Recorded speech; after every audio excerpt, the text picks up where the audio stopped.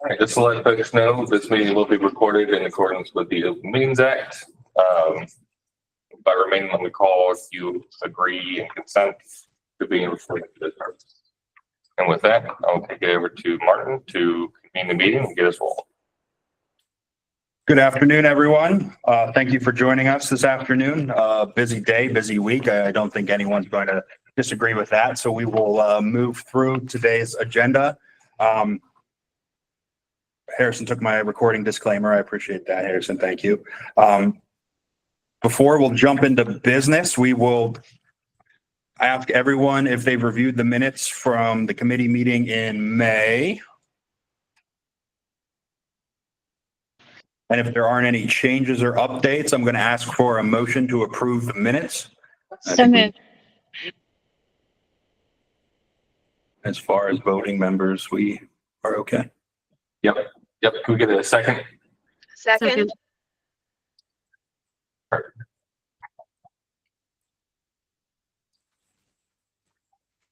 Any opposition? All in favor, say aye or raise a hand. Aye. Lovely. All right. Minutes are approved. Martin, do you want to do a quick round of introductions? Sure, absolutely. Should we call roll or just do intro? Let's just do intro. We'll start in the room and then we'll go one by one very quickly online. Sure. Well, then I'll start by saying I'm Martin Prue, value-added agricultural specialist with the Maryland Department of Agriculture and the chair of the Governor's Intergovernmental Commission on Agriculture's Value-Added Agriculture and Agritourism Subcommittee. Everyone else's introduction is going to have to be shorter than that. Yes, fast. I'm Josh Parker with the Carolina County Health Department. I'm the Director of Environmental Health, and I've been nominated as the MACO representative. Harrison Palmer, Executive Secretary of Boards and Commissions at the Department of Agriculture. And I'm just going to go in order as I see it on the screen. Cliff Mitchell. Hi, Clifford Mitchell, Maryland Department of Health, Environmental Health Bureau. Thanks, sir. David Cornwell. Hi, Debbie Hurt-Cornwell, Maryland Department of Planning. Thank you. Gabriel Tiskian. Hi, folks. I'm Gabriel Tiskian. I'm a second-year preventive medicine resident at Johns Hopkins working for Dr. Mitchell. Thank you. Jenny Dempsey. Hi, Jenny Dempsey. I'm the Director of the Office of Planning and Zoning for Anne Arundel County, representing the planning officers. Thank you. Jessica Richards. Hi, I am a member at large for this committee, but I also work for Tri-County Council for Southern Maryland. Thank you. Joanne Jason. Joanne Chasen, First Vice President, Maryland Farm Bureau. Thank you. We've got John.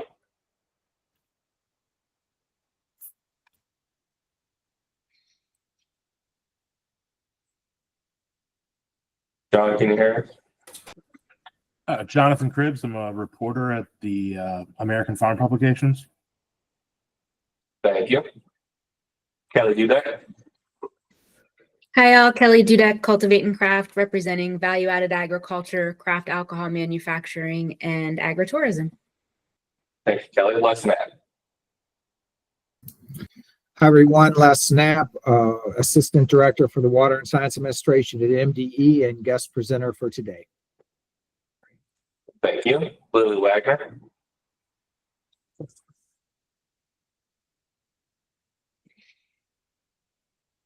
Megan Todd. Hey, good afternoon, everyone. This is Megan Todd. I work with the Agriculture Law Education Initiative out of the University of Maryland, Baltimore, public member at large. Thank you. Mary Ellen Gray. Good afternoon. I'm Mary Ellen Gray. I'm from the Queen Anne's County Planning and Zoning Office. I'm sitting in for Stephanie Jones, who wasn't able to make it today. Thank you. Thanks for jumping on today. Nancy. Good afternoon. I'm Nancy Nunn. I'm the Assistant Director of the Hughes Center, and I'm a member at large. Thank you, Nancy. Patricia Balls. Hi, Patricia Balls. I'm the Chief of the Office of Food Protection with the Maryland Department of Health. Thank you. Ryan Powell. Hi, I'm Energy Program Manager over here at Commerce. I'm sitting in for Joe today. Thanks for joining. Samuel Paul. Hi, I'm Samuel Paul, Senior Health Policy Analyst with the Maryland Department of Health, Office of Governmental Affairs. Thank you. Stacy Glasgow. Hi, everyone. Stacy Kabovsik, Assistant Director with Marbitco, public member. Steve Connolly.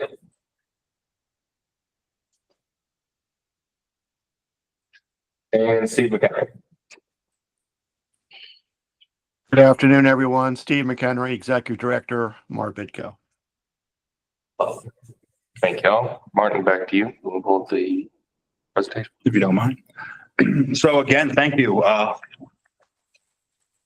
What a turnout. We appreciate everyone tuning in. I think today is going to be a bit more of status updates, just to show, the progress of all the fantastic conversations and initiatives that are taking place inside and external to this subcommittee meeting. One of the standing agenda items that has been around for the past handful of subcommittee meetings has been MDA's update to you, the subcommittee, on our statewide guidance and analysis document initiative specific to value-added agriculture and agritourism. We were, during the May subcommittee meeting, we were a week away from presenting another significant project update. And thanks to the Department of Health, we were able to connect with MACHO, and we had a handful of environmental health directors and health officers from throughout the state participate and engage. We're really hoping to not miss any audiences on this. So if any other organizations or entities come into mind, what you hear from us in a quick update is absolutely available to them if it's worth engaging. So please don't hesitate to reach out or connect us. Again, just a quick rundown of what this is for those that are just tuning in. This is an initiative that kicked off really just a handful of months ago. Maryland Department of Agriculture was fortunate to have a University of Maryland policy fellow join us in the end of January. This guidance document could not have started without him. Aiden Boleen has left us to enjoy the summer, but was a great help. The purpose of the statewide guidance document is to establish a baseline understanding of the confusing and complicated regulatory framework revolving around value-added agriculture and agritourism throughout the state. We recognize that regulation is layered. There is a state role, there is a local role. Sometimes it's both at the same time. This document is not necessarily business-facing. It is regulator and decision-maker facing. Since February, Maryland Department of Agriculture has been reaching out and connecting with counties, hopefully eventually all 24 local jurisdictions in Maryland, to include Baltimore City, to host regulatory roundtables facilitated by either the Agricultural or Economic Development Office in that jurisdiction, to convene environmental health professionals, permitting and planning professionals, industry representatives, sometimes even elected officials, depending on the county and the discussion. And we've been having about 2-hour roundtable discussions to flip the script and ask those at the table, what are the trending industries in your jurisdiction? What uses and concepts are causing the most headache? And more importantly, what can the state do as far as initiative, materials, programming, assistance to help the regulatory and decision-making process as it revolves around value-added agriculture and agritourism? So this was the project update that was given in July. I kept it pretty much June. I kept it pretty much the same. I'm not going to run through every slide in great detail, but there are a few I would like to acknowledge for you all. And then I think that this ties really well into the next agenda item of the committee discussions, and it'll really tie everything together to really show the emphasis on collaboration and kind of making sure that all of these efforts fall into place. So without further ado, again, we ran through some developments to catch some of our MACHO guests up to speed. But what I really want to jump to, if you don't mind, Harrison, go a couple in there. We'll make this slide deck available as well for reference. But at the time, we had already accomplished 14 of 24 county visits. That means we had conducted roundtable discussions in 14 jurisdictions in just 2.5 months' time.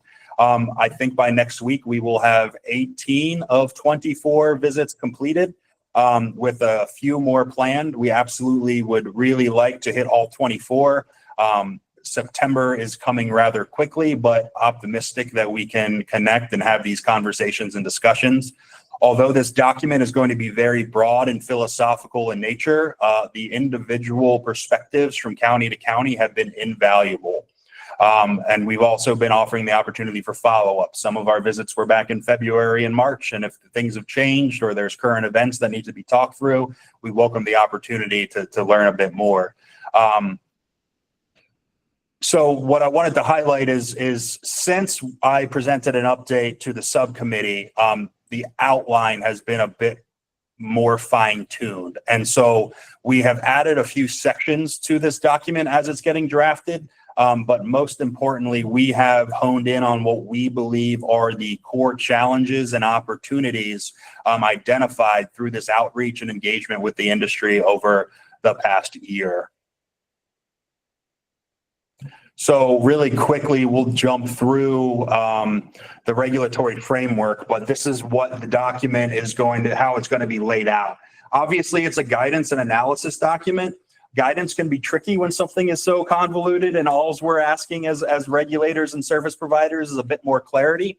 But we feel as though laying out the regulatory web as it relates to value-added agriculture and agritourism is going to be a really helpful first step for all of us across the state of Maryland to be on the same page of where the pressure points are, where the real challenges exist, and how we can address them.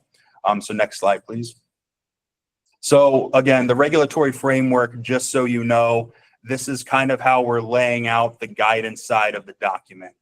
You've heard me talk time and time again of how we've broken up value-added agriculture into a few recognizable themes based on how those aspects are regulated, into value-added processing, the agritourism and food service side, and the retail of value-added products, acknowledging that not everything is necessarily food-centric, so there's absolutely some other categories. Important definitions and how those definitions flow from law to regulation, from state to local, the importance of land use and all those considerations, whether it be zoning, land preservation easements, or conservation efforts, the different licensing as it relates to these different themes, and then just how the enforcement is layered and interacts with itself. Next slide, please. So we had identified a total of 6 challenges and 4 opportunities. Martin? Yes, sir. It's Cliff. I think your slides are not actually advancing for anybody except you. Oh, we'll check on that. Thank you, Cliff.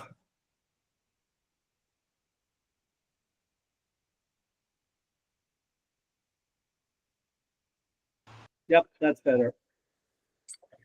All right, so we'll have to stay out of presentation mode. No worries. We can go up to slide 5 really quick. Thank you, Cliff. Thank you for that.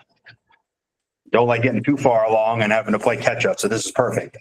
So again, what we're proposing here is just to really kind of publicize what this project is starting to frame out to be. This is kind of the overview of the sections and how the detail is going to be built out on what we're learning and kind of what the core recognized factors have been. We'll go one more slide, please. So as I just referenced, these are kind of the sections within the regulatory framework side of the project, which we would probably consider to be the guidance side. I'm doing that in air quotes in that it can be hard to guide through such a tangled web, but it's really important to kind of break things out very matter-of-factly, not just statewide, but county by county and the particular industries to really kind of just understand what that framework looks like. And from that framework and through these discussions, and I don't think any of these are going to be new to this group if you've been engaging in the conversation, but we identified some key challenges and opportunities. We'll go next slide, please. A total of 6 challenges kind of condensed down, and then 4 opportunities, which are again very thematic, tying into a lot of the updates that will be heard today from our partner agencies, but also just the conversations that MDA has been conducting from the beginning. So in the project framing, the challenges, right? Recognizing that there's no unifying definition for agriculture for regulating or implementation.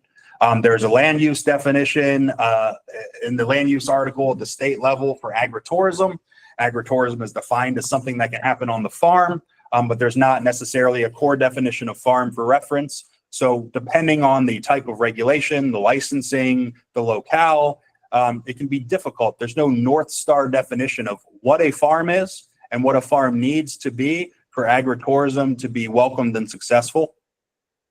The second theme is fragmented measurables for tracking industry growth. Obviously, there are a lot of licenses for value-added processing, craft beverage, dairy products, all in separate centers or offices, but there's no licensure or certification for what an agritourism enterprise is. Agritourism is typically regulated locally, even if it is engaging in food service and something that requires licensure. It's just very hard at the state level to have a total pulse of where all of the operations are and if we are truly supporting and growing that industry successfully. I think that a convening conversation often with this subcommittee is leading to number 3, right? Just outdated regulatory language and licensing structures. The word commercial versus agricultural, how it's enacted in practice and not necessarily recognized in concept, and a lack of formulas that agritourism seems to absolutely be testing every step of the way. Next slide, please. So the last 3 kind of go hand in hand, but we separated them out for reasons. The conflict and overlap between regulations and commercial. So that should have said between agricultural regulations and commercial. But commercial standards from a zoning perspective could be completely separate from the communities that allow agricultural and farming enterprises. But when we talk about commercial codes, when it comes to building permits, sometimes that doesn't always coincide with exemptions or language that exists as it relates to agricultural buildings. There's lacking clarity and consistency in these layered processes and regulation. This challenge might be more based on materials and support than it is necessarily the regulatory framework, but it's something to recognize is that when these regulatory layers all play a role, it can be really clunky for the business or the industry to fully understand that roadmap to success. And lastly, scalability. Again, I had said some of these challenges are going to tie into some of the fun updates and exciting initiatives that are being undertaken by this subcommittee and the partners within it. But you know, there's no seasonal recognition for what agritourism can be, sort of removing that stepstone for business phasing and scalability. So those are the challenges. Again, we still have a handful of counties to continue to visit, so these could mold a little bit, but we're feeling pretty comfortable because of the commonalities that are coming out with these county by county engagements, that these are really the challenges that local jurisdictions and regulators have been facing in trying to attract this industry that seems to be testing us every step of the way. And so just really quickly and being conscious of everyone's time, I'll just pivot into where those opportunities are. And of course, they are worded and designed to reflect the challenges. Because this is being drafted and published by the Department of Agriculture, we're obviously not in any place to make these as formal recommendations, which is why these are challenges and opportunities. This is an analysis of the current state of value-added agriculture and agritourism and how it's being regulated. So as far as opportunities go, of course, that foundational definition for farm, whether that is a formal definition or just better clarity and direction for what is being recognized as a farm and agricultural operation and what the expectations are from the state level down on what agritourism can then be. We recognize that there are plenty of uses being considered agritourism that require a farm to exist. And of course, there are some uses that are happening on farms that don't always require a farm to exist. They can exist in another zone or another community, such as, you know, event facilities. Camping often comes up. But really understanding and sort of directing decision makers to understand what that communal recognition is for a farm and then agritourism to be on that farm. The potential state certification, again, not necessarily licensure, but a means of really tracking where the agritourism enterprises are.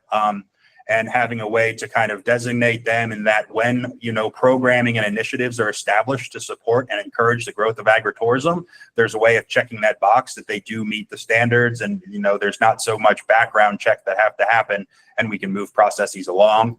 That had been brought up quite a few times through our engagement with planning and permitting officials. And last slide there. And then lastly, the alternative licensing and develop scalable regulations are a little hand in hand, and will probably tie into some of the conversations that we'll continue to have this afternoon as it relates to farm and agritourism specific licenses. The more we can acknowledge that this is farm specific or agritourism specific, the easier we can ensure that we are supporting farm businesses in the state. And so those are the challenges. Those are the opportunities. Again, I will absolutely owe the subcommittee an update prior to publication of this. We're still very much in the filling out the outline phase. And the next slide will just show you the timeline on that. Obviously, we're in the middle of completing our outreach. We are at the GICA subcommittee as we speak. August, hopefully one more hybrid update before publication in September.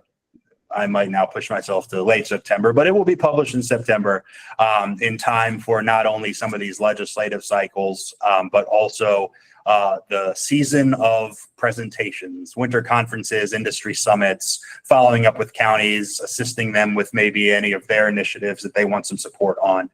So it's been going smoothly. It's definitely a lot. I think anyone in this space knows how it can become a rabbit hole very quickly. That's what I'll say, and that's what I'll leave it at. I hope that was helpful. Again, we appreciate MDH opening the door for us to engage with the environmental health directors. They have been present in the majority of these county visits and also have participated in the project update. We just want to keep everyone up to date. So I will repeat, if there are any agencies, entities, organizations that you feel are not effectively getting this information, I welcome the opportunity to engage with them. September is going to come very quickly, but we are moving at a pretty good pace. And with that, we will stop the sharing. I will open it up to any questions or requests for clarity before we move on to the next agenda item.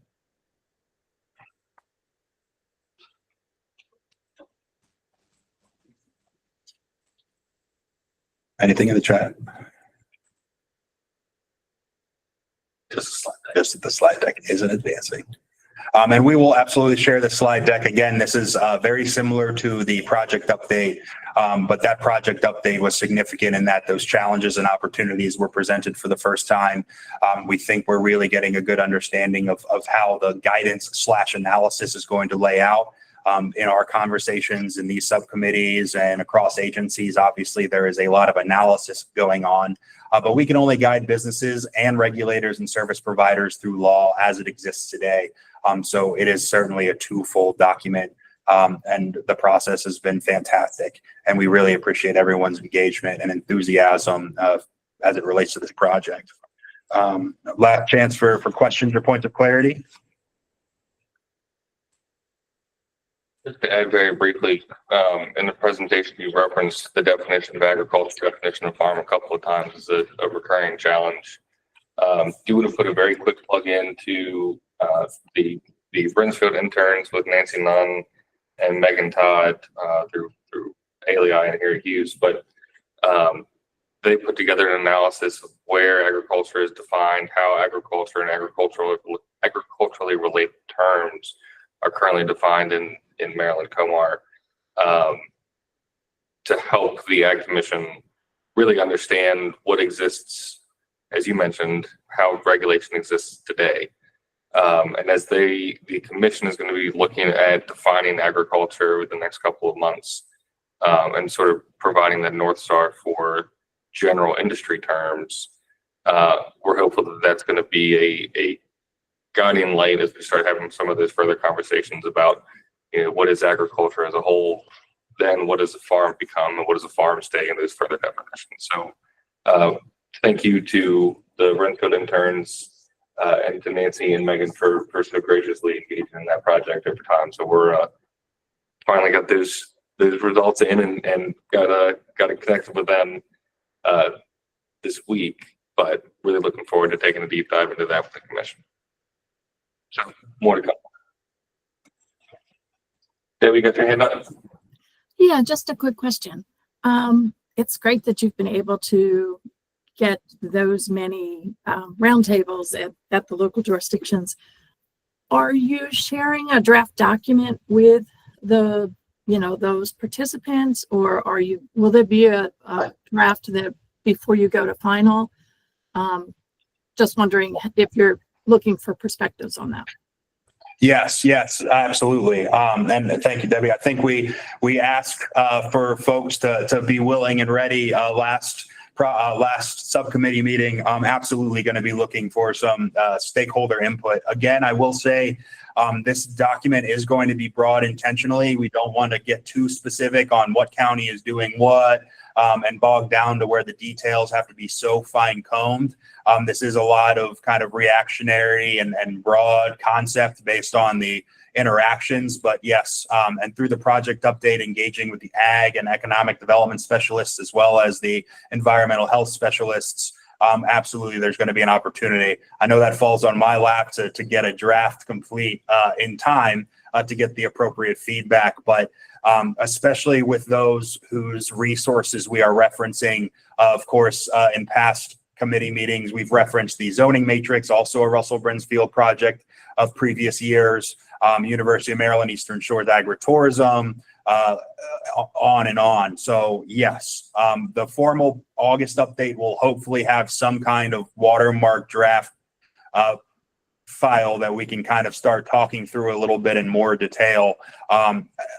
Fine tuning the challenges and the opportunities and the framework has definitely allowed us to get moving on this. And so, sure, absolutely. This will not just plop up in your email. I assure you of that as a final publication. That's great. And just one quick follow-up. I know, so you're you got, was it 4 or 6 counties that you don't have set up yet? Do you have a short list that you want to share so we can help maybe open a door? Or I didn't know if, from the counties, I don't know which counties you're still trying to coordinate with. I will not say I've been ignored by any counties. It's just a matter of getting on the calendar. So okay. I'm hopeful. I can also be a pest. So so far so good. I will absolutely take you up on that should I run into challenges. But again, some of these roundtables have been as many as 20 representatives in a room, and some have been as intimate as 4.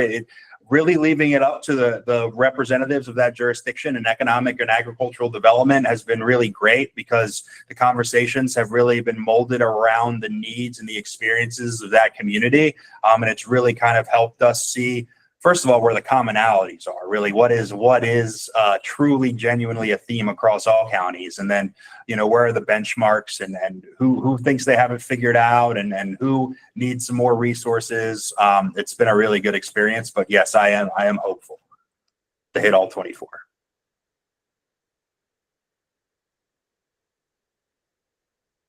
All right. Thank you all. So we're going to move on to the next agenda item, which is committee discussion. Again, I know that we're probably in flux with timing as it relates to this subcommittee and legislative priorities and efforts.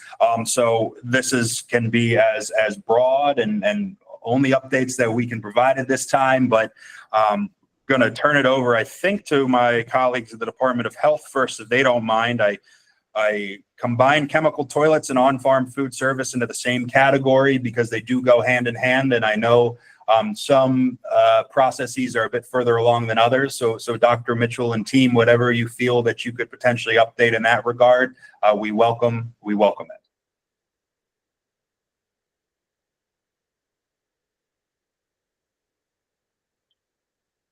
And if Dr. Mitchell stepped away, we can jump over to Les and MDE if he doesn't mind.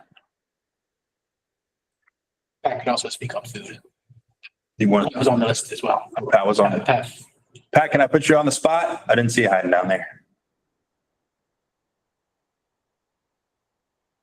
Put me on the spot. Oh my goodness.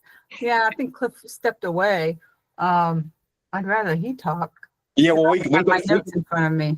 We can jump to our friends at Department of Environment. I think I saw Les, and Les, I appreciate you And joining. then I'll find my No notes. problem. I'm here. I can sub in, Pat. So And I'll you go get shouldn't my have to notes. carry Cliff's water. So we'll jump. Let me we'll go jump- find my notes and then we'll come back. If he's not here, I'll talk. All right. jump to items B and C, Les, because I think as we discussed, they are kind of one and the same and bottleneck one another a little bit. But anything you could tell us about stormwater management regs, and anything you feel comfortable sharing as it relates to what we've all kind of uncovered as it relates to parking areas and agritourism. Again, whatever is appropriate to share at this time. The full GICA council meeting is next month, and of course, we will reconvene in September. Absolutely. And happy to do so. For those who know me, I'm native Marylander. I grew up on a farm. Agritourism issues have been very important to me throughout my tenure, both here at MDE and prior to that at MACO. So I'm very glad that there does appear to be some positive movement here to finally address some of these longstanding issues. With respect to MDE, I've been asked to kind of give you two updates. One is on our general stormwater regulations update, which is a major undertaking, and then two, more specifically, how we're looking at that update and how it might apply to parking lots located on farms. So by way of general background, prior to 2009, our stormwater management regulations were largely focused on large-scale stormwater structures such as retention ponds, concrete drainage systems. This really was designed to contain and direct stormwater and less on allowing it to settle and infiltrate back into the soil. In 2009, the stormwater management regs received a major update, and the focus then became on smaller scale environmental site design structures such as rain gardens and vegetated swales. And these allowed for better soil infiltration and groundwater recharge. In 2021, the General Assembly passed legislation without MDE objection that required MDE to update its stormwater management regs a third time. And based on the bill and our own independent position that we do need to update these regs to incorporate more recent precipitation and flooding data and what we know changes in best practices, we launched our Advancing Stormwater Resiliency in Maryland, or ASTARM initiative. And so we began a tandem update of both our stormwater regs and the accompanying stormwater design manual. So the regs will tell you what requirements you need to meet, and the design manual will tell you how to meet those requirements. And while it's a little bit challenging to do them at the same time, in practical terms, it just made the most sense. At the start of the process, we received input from numerous stakeholders, including local governments, builders, academia, and NGOs.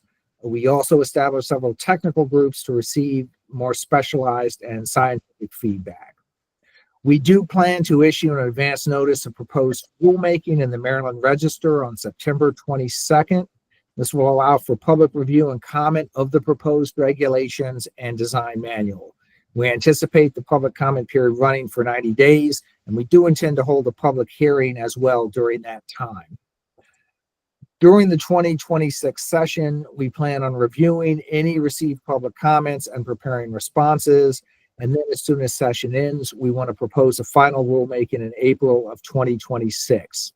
And the regulations and design manuals will include updated precipitation flooding data sets, revise some of the current best practices for stormwater management structures. And I envision that it's kind of going to be a hybrid between allowing for some larger traditional, what I'll call traditional, quote unquote, stormwater structures, retention ponds, et cetera, and some of the smaller environmental site design structures that were focused on in the 2009 regs. And the sweet spot hopefully will be somewhere in the middle with that. And then we will have provisions for addressing projects that are already in the pipeline. So we'll manage to deal with some of the legacy projects. So that's the big picture, major stormwater update for the state. In terms of agricultural parking lots, we're also looking to provide some relief to the process of securing stormwater management permits for certain parking lots located on farms. So currently, parking lots, whether they're on a farm or not, If they disturb less than 5,000 square feet of earth, they're exempt from getting a stormwater management permit. While very large parking lots, and we're talking in the acres of size here, trigger federal NPDES requirements, so they're in their own regulatory scheme as well. But it's the parking lots that are in between these two extremes that must apply for a stormwater permit. And this typically involves the use of a consultant or an engineer to survey the site and create a design for the parking lot to meet the permit requirements. And we have heard from some stakeholders, and Martin's been part of this process, that these requirements can impose undue costs and delays in the permitting process for some farmers. And after listening to the concerns, MDE agrees with this.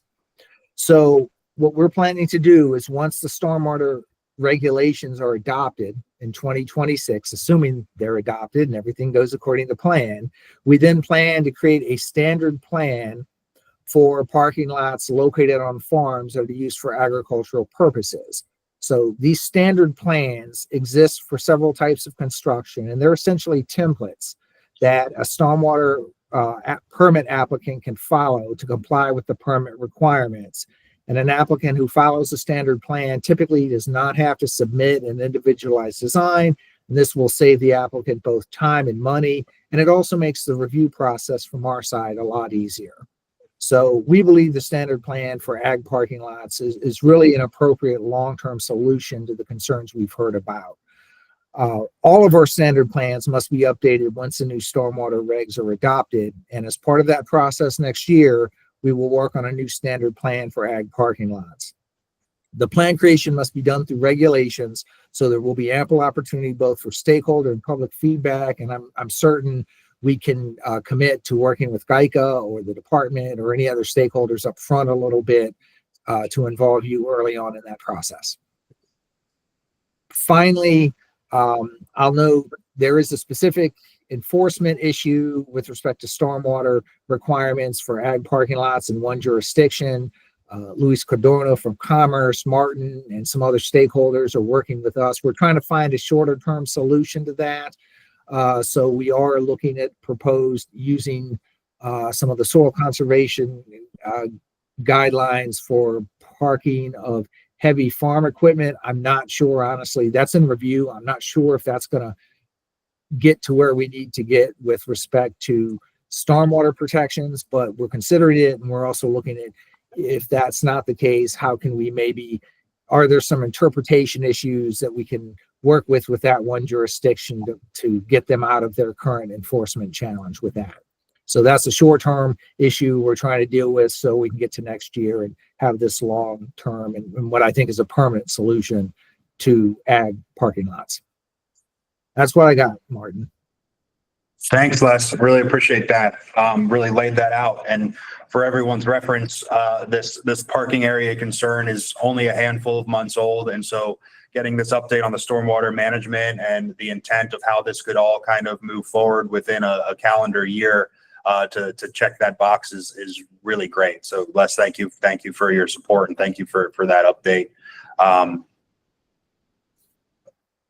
We'll go back to MDH if I was going to ask, in the process of developing that standard plan for ag parking lots and what it's going to look like, are you planning on working with the State Soil Conservation Committee on the development of that as they're looking at, I mean, you sort of mentioned it with the specific incident in that one jurisdiction, but sort of involving what those look like across the state and engaging with,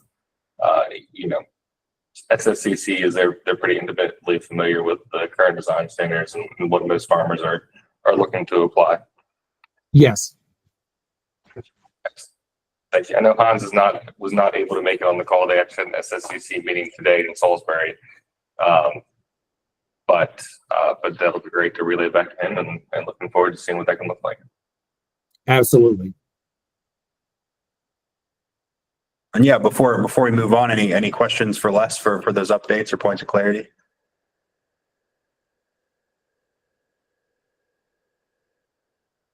Thank you, Les. Maryland Department of Health, we will go back to item A if someone is comfortable speaking on the category of chemical toilets and on-farm food service. Hey, Harrison, sorry, it's Cliff. I've got a little emergency going on, so Pat Balls will fill you in. Thank you, Cliff. Thank you, Cliff. I'm gonna fill you in. I'm not gonna be as, it's not gonna be as detailed as Les. Thanks, Cliff. Well, I'll say, we are meeting regularly with MDE, to just, we're going over, making sure that the regs that we're drafting are not, there's no conflicts. So, so that is, we're meeting tomorrow, is one of our scheduled meetings. So I think it is tomorrow anyways. Yep, so we have that, and for on farms, I believe that one is out of my hands, out of Cliff's hands. It's above us and it's moving. So that's all I have. I appreciate it. I think clarification was offered last subcommittee. If you wouldn't mind just reiterating, I mean, we definitely face this when engaging with the industry, is the concept of that bill specific to chemical toilets, obviously is specific to the side of the public and not the food service facility. Yes, for the one with MDE. Yes, I apologize. I wasn't here that last time. Yes, we are ensuring with the, that is for public, the chemical toilets. It is specific for that. And it's not for food specific though. It's for making sure that, because of, well, like I said, it's, do I have it in front of me? Yeah, that one is for the chemical toilets specific. And it's working with MDE to make sure that the regs are not conflicting where, because they have definitions for, I believe it's, their definition is for portable chemical toilets. And we do not have that anywhere. And the original bill mentions. Understood. Yeah, no, I just wanted to clarify for the group that the idea and the practice of that bill and the intent is specific to the public serving side of the bathrooms. Right. Obviously, Dr. Mitchell knows this, some of the first phone calls we got upon the legislation being successful was, whether or not a septic system is required. Well, that's a complicated question because this does not cover the food service aspect of an agritourism enterprise. This is the facilities available to members of the public coming on. So Dr. Mitchell, that was just the clarification I wanted to bring back. I think we talked about it in the subcommittee last time, but with it on the topic, wanted to clarify that. And that's why chemical toilet and on-farm food service were separated out on this item, just so we understand that there are regs that each piece of the puzzle has its own regulation. And so right, and that is something that that's one of the reasons we want to make sure that our regs are consistent with MDE's regs, which relate to the chemical toilets as environmental pieces of the environmental part. So the hope is, and the plan is, when these come out, that they will make sense in terms of MDE's regulations, and MDE's regulations will make sense in terms of these regulations. But yeah, thanks for that, Harrison. Thanks, Pat. Sorry about that. There was an incident I needed that. No worries. Appreciate it. Again, I'm optimistic with how cohesive the outreach with the analysis document versus the ongoing initiatives and all the collaboration that's taking place. A lot of great things coming out of the subcommittee and through the relationships being built. So we appreciate everyone's willingness to explore opportunities to improve the regulatory framework as it relates to encouraging the expansion into these value-added and agritourism enterprises. Before we move on, if I may, Harrison, just a second that I think that we very much appreciate the feedback that we've gotten both from you and the collaboration of the folks on the subcommittee in terms of thinking about how we shape future requirements. We know, for example, that we are going to start looking shortly at our campground regulations. And the issue of campgrounds in, as you mentioned, which is not related to food service, but is very much related to value-added agriculture and agritourism is something that I think as housing, we are thinking very much about how we shape those regulatory revisions to make it clear what the public health requirements and goals are with respect to camping if it's taking place on agricultural lands. Appreciate that. Thank you. Yeah, I think I had mentioned this earlier in that the recognition that some of these ideas that fall under the larger concept of agritourism are uses that can happen in more places than just on a farm, right? And then in that term, introducing that as something that can happen on the farm is conflicting with the definition of where it may happen in other places. And so I think it's kind of continuously to speak on those topics and recognize that, and understanding how we can recognize when and where it's on a farm is helpful. And it's been a really collaborative discussion. Before we move on, are there any questions related to the chemical toilet and on-farm food service update?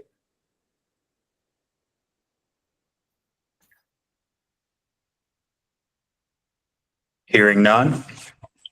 We're going to move on to new business, and this is a rollover from last subcommittee. This is sort of more so just a notice as it relates to committee deliberation on departmental legislation proposals. Obviously, the deadline as it relates to departmentals is far tighter now than it was last subcommittee, but this is just for members of the subcommittee to be conscious of any concerns, ideas, and concepts, and be sure to bring that to the attention of your relevant subcommittee or potentially the GICA council as a whole. We'll probably have more updates next subcommittee meeting as it reflects on timelines of departmentals, but right now there's not too much to update in that regard and specifics. But again, just an invitation for anyone who can think of priorities or concepts as it revolves around the wonderful updates that we were provided this afternoon. I think that covers that for the new business. Yeah, I don't know if we can really get into too many of those right now. Did you want to plug a Young Farmer Survey, even though it's not on there? Do you want me to jump? Sure, we can. Go ahead. Wanted to make folks aware at either the next full GICA meeting or potentially subcommittees moving forward. The Young Farmers Advisory Board from June 2024 up until about March 2025 conducted a young farmer survey of, well, young farmers in Maryland, really to gain some baseline information on where young farmers are right now. What are they experiencing? What are their greatest needs? What are the greatest opportunities? Some demographic information just for decision makers. But as that survey came to a close in March, we had an initial stakeholder release event yesterday to go over some of the preliminary findings as we're really digging through the data. It's been very fascinating to see both where young farmers are today, what their needs are, and where they're foreseeing opportunities in the future, but also laying some of the framework for where we in state government can be supportive of that transition of this next generation that's coming into the agricultural space. So value-added agriculture and agritourism both are viewed very highly as vital opportunities for young farmers, particularly young farmers that are looking to either get into or remain in agriculture full-time.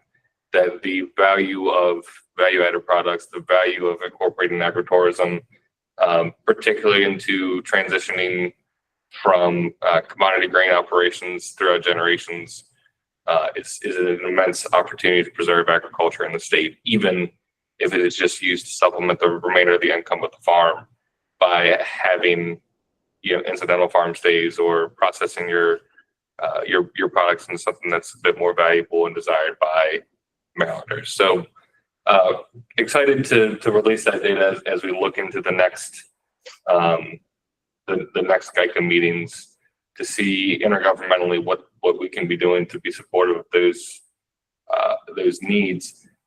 Similar to the 2015 survey, one of the top challenges that young farmers faced was governmental regulation on agricultural enterprises, both from the perspective of nutrient management, nutrient applications, cover crop processes, but also when you start getting into the value-added agriculture and agritourism space, what it really takes to operate those in Maryland. And farmers, by and large, don't want to be fighting because they don't like the rules. They like to do it right. They just, by and large, don't have clarity on how to get right first.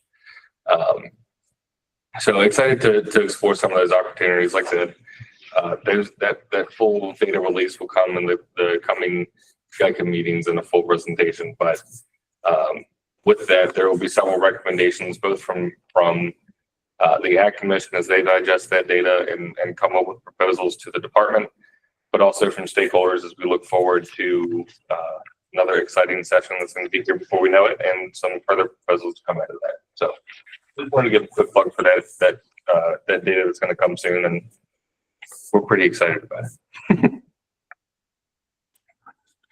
Any questions for the topics covered under new business before we move on? Hearing none. Moving on to old business. If there are any members that like to have acknowledged anything that's been brought up in the past, is there anything we need to revisit? I think that most of the updates have covered what have been discussed and worked on over the past few meetings. Is there anything we're missing? We'll open it up to member comment after this section. All right, hearing none. There's still some time, so is it appropriate to open the floor to member comment? Open the floor to member comment if anybody has anything additional to add to what was covered today.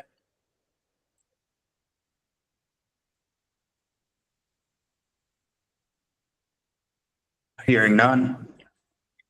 Is there any public comment at this time?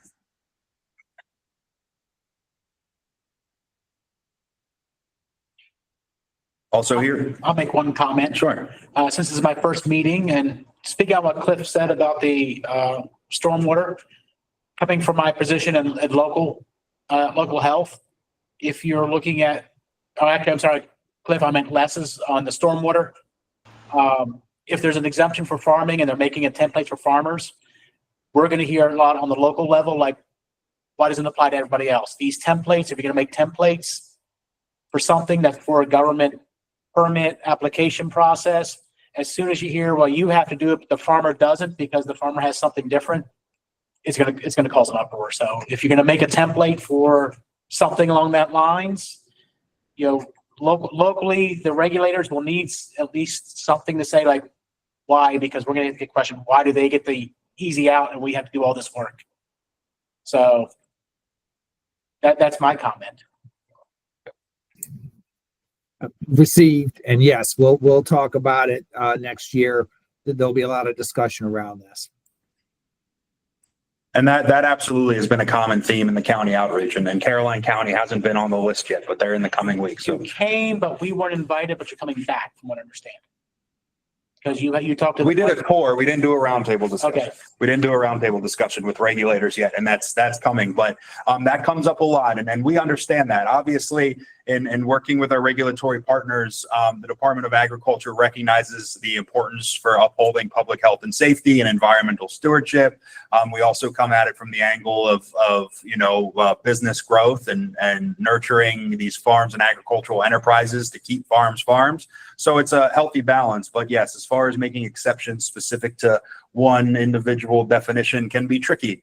So finding ways that kind of work within the bounds of the regulation, which is, as Les had talked about, the standards and the erosion and sediment control, using soil conservation districts, which are an existing technical assistance provider to farms, and recognizing the evolution of the industry to this point thus far is certainly all on the table. But absolutely, thank you for that feedback. Any other feedback for the good of the order?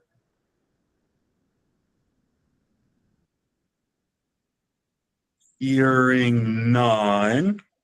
Wait a minute, sorry, I was trying to get off mute. This is Joanne with Farm Bureau. I'm curious about what you spoke about, and we can have a conversation after the fact, but I'm curious about the parking areas for farms. and what that's going to look like, and if you're getting input from the community on what you're looking to do for that. Martin, you mind if I respond to that? Sure. And I can add if needed. Let's go ahead. Sure. So, Joanne, we're as we're in the middle of our major general stormwater reg update right now, that process will start next year. And I did mention that these plans, whatever will happen with ag parking lots, those standard plans are a regulatory process. We have to adopt them through the regulatory process. So there will be ample opportunity for public comment, for feedback, for us to consider concerns from any stakeholder, any member of the public, any stakeholder group. And I think we're, as I mentioned, we'd be very open up front to also, with certain key stakeholders, getting a little bit of information up front. We did that with the general stormwater regs, and I'm sure we'd be willing to do that for the ag parking lot issue. So I know the Farm Bureau is an important player there, and we can certainly, you can reach out. Nothing's going to happen until after the main regs get adopted, which, assuming we put the final determination out in April of next year, be a couple months after to start the process for the standard plans. Thank you. Thank you, Les. Thank you for the clarity. Any other questions or comments for the good of the order?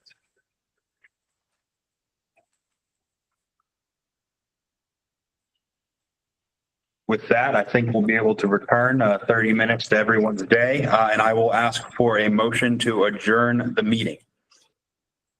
So moved. Do I hear a second? Second. All in favor? All in favor? Aye. All opposed? The ayes have it to adjourn. the meeting. Thanks, everyone. Thank you.